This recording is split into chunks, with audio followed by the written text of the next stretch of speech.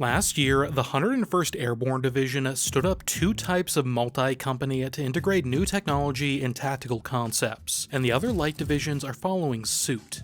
The first of the companies is the Multifunctional Reconnaissance Company, or MFRC, and the second is the Multipurpose Company, or MPC. This video is talking about the latter. Maybe we'll talk about being painfully light next month. We've been tasked with being painfully light, painfully light, painfully light, painfully light. The Multipurpose Company is the newest iteration of the Infantry Battalion Combat Support Company, an almost 70-year-old concept in the US Army.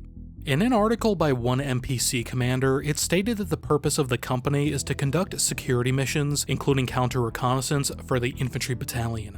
The MPC replaces the old weapons company as the new Delta in light infantry battalions. If you watched my video on that last year, you might ask if they shut down the weapons companies because of manpower shortages, doesn't adding a new company kind of defeat the point? In reality though, there's still modest manpower shrinkage because most of what the Multipurpose Company actually does is take all of the specialist platoons in the battalion headquarters company and place them under their own company commander. It consists of a company headquarters, scout platoon with sniper squad, mortar platoon, robotics and autonomous systems or RAS platoon, and anti-tank platoon. The anti-tank platoon is what's left of the weapons company, and the RAS platoon is new, but the scout and mortar platoons and sniper squad have always been in the HHC. Doing some quick math compared to the original Army 2020 TO&Es, this should be a net manpower savings of a little over 30 personnel, including 2 lieutenants, even with the new robotics unit. Reforming the D companies with old HHC stuff is probably going to happen first. I've been told that in 3rd Brigade 25th Infantry Division that they're doing exactly that, with the AT and RAS platoon yet to be formed as they're trying to figure out the MTO. I'll be going in depth on the new robotics platoon because it's the new whiz-bang thing, but first you have to eat your vegetables. We're covering the other platoons to start. The Scout Platoon combines the current Scout Platoon and Sniper Squad, while adding organic small UAS or drone operators. The two often operated together anyway, but were technically separate in the MTO. At the base is a Scout Squad with 8 soldiers. A Staff Sergeant as Squad Leader, Sergeant as Assistant Squad Leader, 4 Specialists as Scouts, and 2 Specialists as Small UAS Operators. When divisional MTOs catch up to the brigade experiments, each squad will be reinforced with a Sergeant or Specialist Forward Observer from the Field Artillery Battalion supporting the brigade. There are 3 of these squads, plus a 7-man Sniper Squad with 3 2-man teams. Each squad is intended to be carried in the 9-seat variant of the infantry squad vehicle, while the platoon leader, platoon sergeant, and RTO in the platoon HQ get a 5-seater. I assume in practice the platoon sergeant would probably go somewhere else in the platoon. There's no medic listed here, but I have to assume that they'll probably get one attached from the battalion medical platoon because there are a lot of dismounts. The mortar platoon, on the other hand, is more or less unchanged. It consists of a platoon HQ, fire direction center, and 4 mortar squads of 4 men each under a sergeant. The main change is that instead of Humvees, mortar squads would ride in the 5-seat variant of the ISV, with a platoon HQ and FDC ride in command and control variants.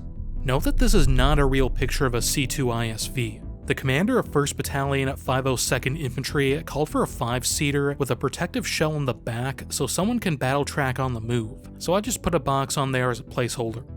That commander has also argued for a mortar ISV variant that is capable of carrying an 81mm mortar for dismounting and 90 to 102 81mm rounds on board.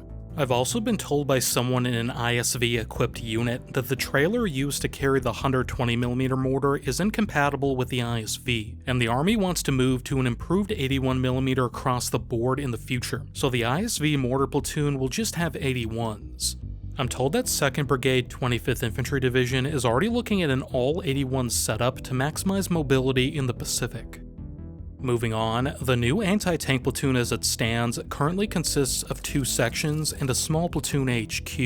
They'd only have 4 of the 5-seater ISV, implying that the PL and platoon sergeant would have to ride with the sections. Each section consists of a section leader, squad leader, 2 gunners, 2 assistant gunners, and 2 drivers, so 4 per Vic. The new article doesn't state the number of weapon systems. The rumor back then was 2 Javelin Clues and 1 optional Maz per ISV.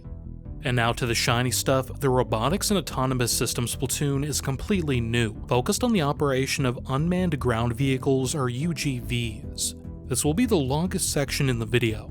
Just so you can follow along, I'll explain some of the acronyms. Aerial drones or UAVs are called Unmanned Aerial Systems or UAS. This includes LASSO or the Low Altitude Stalking and Strike Ordnance, which is the US Army's future one-way attack drone or Kamikaze drone system. The current surrogates are Switchblade 300 and 600. Unmanned Ground Vehicles or UGVs are your ground robots. Key systems include QUGVs or quadrupeds, which are your robo-dogs. The model used in experimentation looks to be a Ghost Robotics Vision 60. SMET is a wheeled UGV mainly used for load carrying, and Origin is an SMET variant capable of mounting a Crow's weapon station with a 50 cal or M240 Bravo and Javelin anti-tank guided missile. With that out of the way, the RAS platoon is proposed to have a platoon HQ and 2 squads, mounted in 4 5-seater ISVs. Each squad consists of a Staff Sergeant Squad Leader, Sergeant SMET Operator, Driver RAS Operator, and 2 Specialist Quadruped Operators. Above them, the Platoon HQ is relatively large. It has a Platoon Leader, Platoon Sergeant, 2 Lasso Operators, one acting as a driver, 2 SMET Operators, a Quadruped UGV Operator, and Driver RAS Operator. Going back to early 2024, 1st Battalion 29th Infantry was testing this platoon and developing TTPs. They use the same 18 personnel, but a different internal org. They task organized it into a platoon HQ, an air section, which the platoon leader went with for situational awareness, and a ground section, which the platoon sergeant went with due to its logistics focus and battery-hungry UGVs. The air section in its 5-seater ISV consisted of a section leader, hunter team, and a killer team.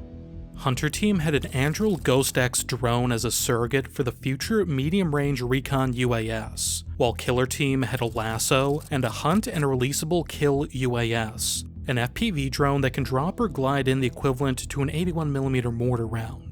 The current surrogate appears to be an orbital research UAS that can drop up to 4 60mm mortar rounds or 2 81mm mortar rounds.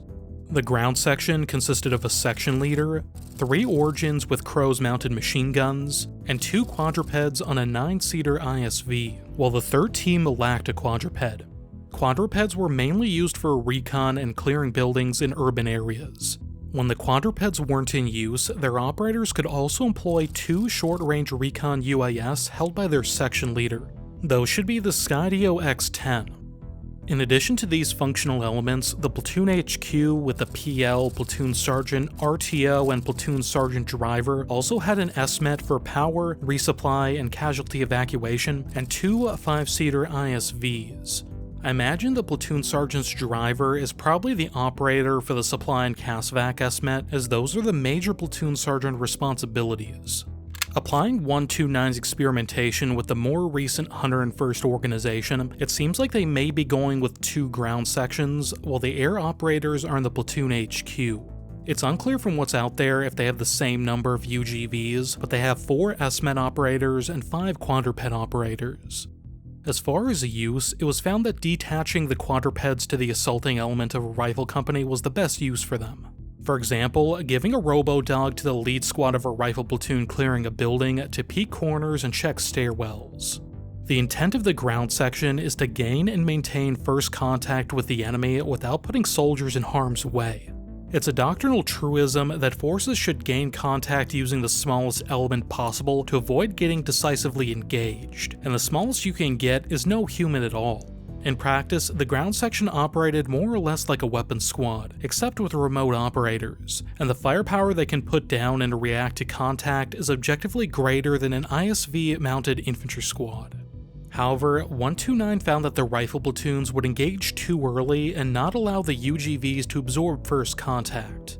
This may just be because leaders are not yet bought in or familiar with UGVs, but it could also be because of the unreliability of these prototype platforms, especially the SMET, which I've been told can't be stored outside or used in the rain and seems to break down a lot. That's based on what some soldiers have told me anyway. As well, there's a big mobility disparity between the SMET and the ISV. The cited speed of the current General Dynamics SMET is only 8 miles per hour. The HDT platform down-selected as one of two options for SMET Increment 2 is only marginally faster at 10 miles per hour. As a result, I'm told in the 25th Infantry Division, who have no RAS platoons yet but have been issued SMETs, they're basically used like a trailer attached to the ISV. However, as the platform is in its infancy, they're struggling to find a use for them. It feels like giving each platoon a trailer might cover most of their bases. Isn't the platoon sergeant flicking the whip cooler than Wally getting stuck on a rock? For that security role, there's the possibility that Origin is just a placeholder for the Future Robotic Combat Vehicle Light, or RCVL. That platform is conceptualized as having a recon focus and aggressive mobility to keep pace with its supported units. However, that's not in the current task org and triples the amount of Chinooks required to lift the equivalent number of platforms. I also don't know what level RCV will be employed at if it enters service. Last I saw on RCVs, they had them in Armored Brigade Cav troops in a dedicated RCV platoon. To close it out, the company HQ consists of a company commander ranking captain, executive officer ranking lieutenant, first sergeant, radio telephone operator, signal support NCO, operational readiness NCO, supply NCO, and supply clerk. They'd be allotted one theoretical command and control and two 5-seat ISVs. Published graphics only show the ISV motor pool, but based on what I've been hearing from ISV-equipped units, I feel like the traditional LMTV 2.5-ton truck in the company HQ will still be around.